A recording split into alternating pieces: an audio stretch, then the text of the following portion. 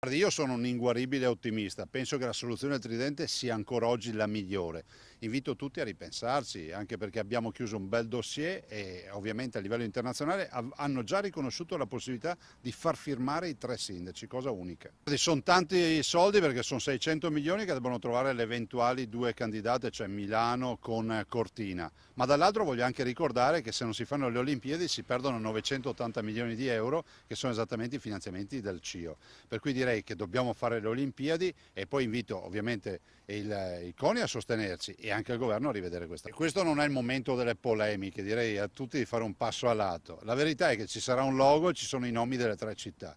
Per forza uno sarà davanti, gli altri 2 a seguire. Cortina si mette pure alla fine, pur di chiudere questa partita. Non esiste perdere 980 milioni di euro, perdere l'opportunità delle Olimpiadi, visibilità e anche credibilità internazionale per un battibecco sulla posizione del nome.